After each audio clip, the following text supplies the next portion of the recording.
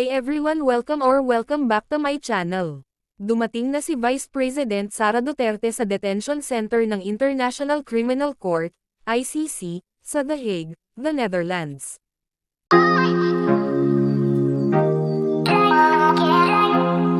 Dumating na nga si Vice President Sara Duterte sa detention center ng International Criminal Court, ICC, sa The Hague, the Netherlands.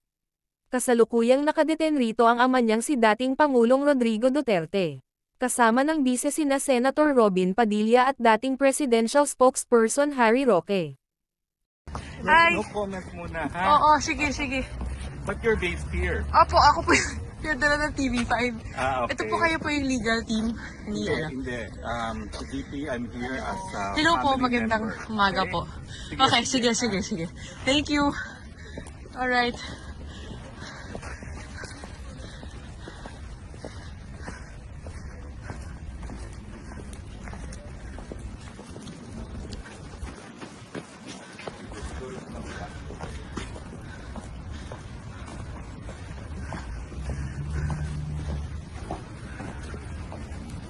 Hi, Senator. Hello po. Assalamualaikum. Yes. Where shall we start? Yes. My name is Herminio Harry El Roque. I'm the Least Counsel. I'm here to see... VP, nakausap niyo na po ba siya? PRRD? No comment? Sige. Okay. Alright.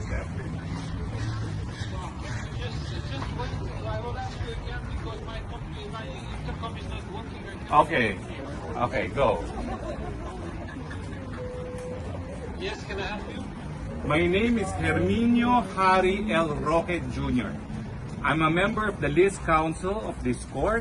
I'm here to confer with my client, Rodrigo Roa Duterte. He does not know that I have arrived at The Hague. He has to be informed. I'm also here in the presence Okay. of... Okay, sir. Yes, Sir. yes. Sir, you can step in and the lady, she's not allowed to record. The lady, you're not allowed to record. Okay, thank you. I am here with the daughter of the... For the moment. Only you come.